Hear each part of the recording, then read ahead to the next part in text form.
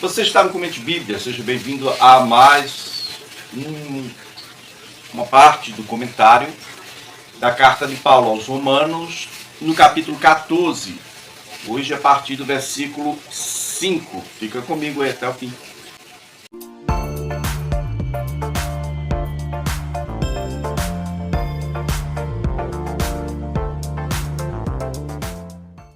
Bom, no início desse vídeo eu gostaria de dizer para você que se você deseja me fazer qualquer auxílio, qualquer oferta missionária ou quiser contribuir para o canal, deve usar a minha chave Pix, que é comentebiblia@gmail.com. É um e-mail, tá bom? Há quem considere um dia mais sagrado do que outro e há quem considere iguais todos os dias. Cada um deve estar plenamente convicto em sua própria mente. Ou seja, vamos dizer aqui que é outro tipo de diferença que foi abordada no último vídeo, sobre o fraco que julga o que é forte e o forte que despreza o que é fraco. A questão doutrinária, judeu e gentil, dentro da igreja em Roma. Então o que acontece é que aqui não é só a questão mais de culinária, ou o que come, ou dieta judaica, mas a questão de guardar dias especiais, como é costume e é cultura judaica, né? Aqui, você vai ver que lá no primeiro vídeo, o capítulo começou dizendo: acolher o que é débil na fé, que não come de tudo. Agora, que guarda dias especiais, no caso, né? Entendemos que isso está fora da visão de Paulo, porém ele considera essas fraquezas na fé algo secundário. O importante é acolher a quem Deus acolheu, certo? Tanto a questão da comida quanto guardar dias, isso aí é secundário, é segundo plano, tá? Primeiro plano é acolha aquele a quem Deus acolheu, não para discussão, não para essas questões, né, de assuntos controversos, né? Então, sobre as festas judaicas aqui seria o ponto da discussão, provavelmente. O homem fraco considera um dia mais importante do que o outro. Talvez sobre a questão da guarda do sábado, né?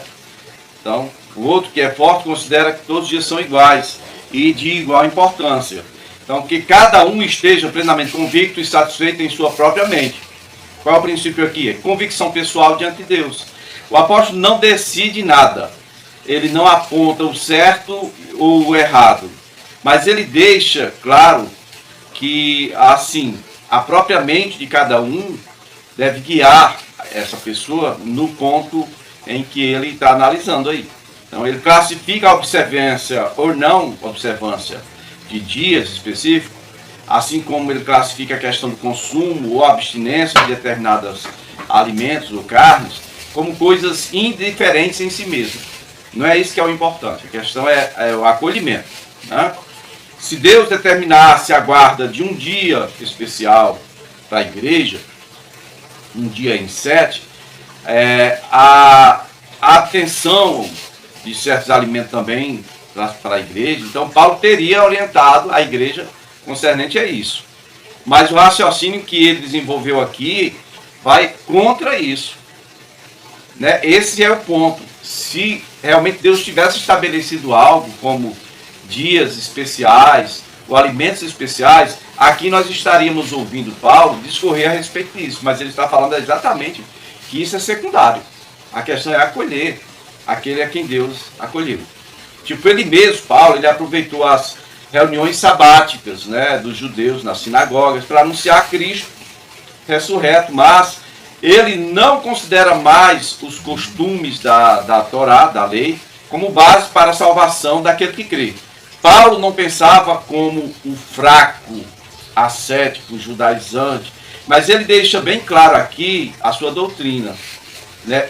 Doutrina que foi recebida diretamente de Cristo, não foi de outro discipulador, foi Cristo que discipulou pessoalmente Paulo.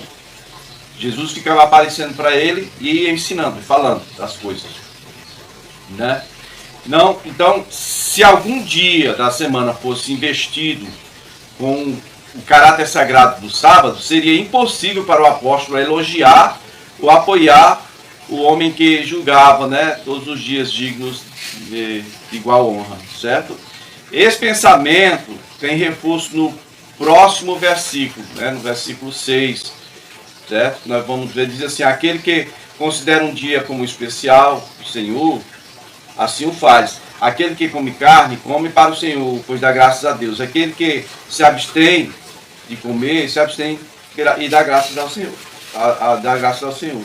No versículo 7 ainda diz: pois nenhum de nós vive apenas para si mesmo, e nenhum de nós morre apenas para si mesmo. 8. Se vivemos, vivemos para o Senhor, e se morrermos, morremos para o Senhor. Assim, quer vivamos, quer morramos, pertencemos ao Senhor. Ou seja, quem tem autoridade para julgar a nossa vida é o Senhor. E eu não acho que Ele vai julgar a gente por essas coisas que são secundárias. Mas o fato de você acolher, ou deixar de acolher, desprezar, julgar, sabe? Isso aí nos envolve em julgamento pessoal, em correção pessoal do Senhor sobre nós. Eu não creio que Ele venha nos corrigir por questão de não observar um dia especial ou questão de alimento, tá bom? A orientação de Paulo aqui é direcionada apenas aos judeus, que foram criados sob o escrutínio da lei mosaica e que dificilmente serão libertos dessa influência cultural religiosa, tá? Versículo 6 ao 8, como lido agora há pouco tempo, né, vai abordar uma outra questão. O problema não é a prática em si, mas o coração. Não tem a ver com coisas secundárias, tipo o que como, ou que dia é melhor para me consagrar. Tá? A solução de Paulo não é que um lado esteja certo e o outro esteja errado, mas que cada um esteja inteiramente seguro e convicto de sua própria, em sua própria mente, né? Daquilo que tomou como base para seu relacionamento pessoal com Cristo, sua edificação pessoal como discípulo. Então, ambas as ações, seja comer ou não comer, seja observar um dia ou não, são válidas se forem feitas para o Senhor e com gratidão a Ele, né? O versículo 7 aí explica: nenhum de nós vive para si, nenhum de nós morre para si. Então, quer vivamos ou morramos, pertencemos ao Senhor. Todas as circunstâncias, seja vivendo ou morrendo, comendo ou se abstendo, observando dias ou não observando, nós somos de Cristo. Esse é o ponto. Nós pertencemos a Cristo. Então, não usurpe a autoridade de Cristo para julgar alguém que não pertence a você, e também não despreze alguém porque Cristo deu a sua vida por este alguém. Não despreze alguém por ser considerado fraco a partir do seu ponto de vista. No versículo 9 diz: por essa razão Cristo morreu e voltou a viver para ser Senhor, tanto de vivos quanto de mortos. Aqui explica o grande propósito de Cristo ter morrido e ressuscitado. Ele tinha que ser Senhor tanto entre os vivos quanto entre os mortos. Então, por meio da morte e ressurreição dele, ele se manifestou como o cabeça, né, de toda a raça humana, e agora o mundo também pertence por direito somente a ele. Paulo fala de um princípio mais elevado. A vida cristã é totalmente centrada em Cristo. A nossa experiência, seja na vida ou na morte, não é para nós mesmos, mas para o Senhor.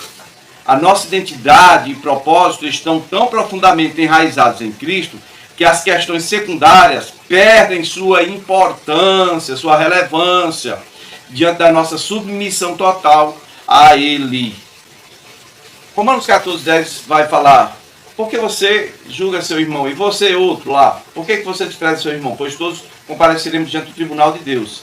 Porque está escrito: por mim mesmo, jurei, diz o Senhor, diante de mim mesmo, todo joelho se dobrará e toda língua confessará que eu sou Deus. Assim, cada um de nós prestará conta de si mesmo a Deus. Versículo 10 ao 12 foi lido aqui. Todos compareceremos diante do tribunal de Deus, né? Cada um prestará conta de si mesmo. Então isso é o que deve eliminar tanto o julgamento precipitado de uma parte, a parte judaizante, quanto também o desprezo daquele que se julga livre para viver fora das regras judaicas. O dia que está manifestando aqui. Isaías 45:23 é onde está escrito esse versículo que Paulo aqui relatou. Por mim mesmo eu jurei, a minha boca pronunciou com toda a integridade uma palavra que não será revogada. Diante de mim todo joelho se dobrará e junto a mim toda língua jurará. Né? Então, a repreensão ao julgamento que Paulo fez aqui vai retornar dessa vez com uma razão solene e escatológica. Que aquele que julga e aquele também que despreza o irmão está agindo como juiz. Mas há apenas um juiz, Cristo, diante do qual todo joelho se dobrará, entende? Quando nós julgamos, nós usurpamos essa autoridade que pertence exclusivamente a Ele. Romanos 14, 12. Assim cada um de nós prestará conta de si mesmo, visto que nossa prestação de contas a Deus será de cada um por si mesmo. Então tenhamos cuidado para que, julgando uns aos outros aqui, no sentido geral, né, de julgar, tanto forte quanto fraco, não incorramos na culpa de usurpação do poder de Cristo. Eu estou lembrando aqui o texto de 1 Carta de Paulo aos Coríntios, capítulo 11, que é muito usado na ministração da ceia do Senhor. Né? Ele fala assim, se julgássemos a nós mesmos, não seríamos julgados, mas quando julgamos o outro, né, somos repreendidos pelo Senhor para não sermos condenados junto com o mundo. Né? E ele diz que o motivo pelo qual há muitos fracos, doentes, e não poucos que dormem, ou seja, que já morreram na igreja, é esse o ponto em que não julgamos a nós mesmos, mas queremos julgar o outro. E ele fala, examine-se o homem a si mesmo, ou seja, eu tenho que julgar a mim mesmo. Né? Examinar, não é nem julgar, é só examinar, que todo julgamento pertence somente a Cristo. Ok? Romanos 14, 13 diz, portanto, deixemos de julgar uns aos outros, em vez disso, façamos o propósito de não colocar pedra de tropeço ou obstáculo no caminho do irmão. Aqui trocou de foco. Ao invés de estar julgando ou desprezando, vamos facilitar, ao invés de colocar impedimentos. A responsabilidade aqui é mútua, né? A partir da proibição do julgamento, Paulo extrai um novo mandamento aqui. Em vez de julgar, o crente deve fazer tudo para não pôr tropeço. No caso dar escândalo. Né? Ao invés de julgar, colocar tropeço, o impedimento, facilitar a vida. Né? Causar a queda moral de alguém, isso não vai lá ser muito bom não. Jesus não vai recompensar o fulano ou o ciclano por causa da queda espiritual do seu irmão não. Né? Então a responsabilidade do crente no caso do crente forte aqui, é proteger e edificar o fraco. Tá bom? Mudou o foco aqui. Ele estava pegando forte no judeu. Né? Tanto o que julga quanto o que despreza. Lá em Romanos 14, esse mesmo capítulo, versículo 21, você vai ver o melhor você fazer é você não fazer nada para causar escândalo para ninguém. É melhor não comer carne, não beber vinho, nem fazer qualquer outra coisa que leve seu irmão a cair. Esse é o ponto. Né? Ok? Então é isto. Eu quero que você fixe em seu coração essa ideia de que tanto um quanto o outro aqui tem suas convicções pessoais. Mas essas convicções pessoais não são o que devem nortear nossa vida, e sim os princípios que o Senhor Jesus estabeleceu para que possamos seguir. Como é assim? Olhando para Cristo. Vendo nele que a atitude, o fulano é fraco, vive guardando coisas e tal, eu não ligo para isso não, tá? Aí eu vou desprezar o fulano. Com certeza ele que acha que está se santificando melhor do que eu, está me julgando. Então isso não pode ocorrer. A questão não é essa não. A questão é, Jesus acolheu, ele pagou o preço, ele acolheu cada um de nós. Então, obrigado por ter visto o vídeo até aqui. E se quiser contribuir com esse canal, me ajudar de alguma forma, use a chave Pix comentebiblia@gmail.com, ok? Comente para não ter bíblia @gmail.com. Obrigado e até o próximo vídeo, se o Senhor nos permitir.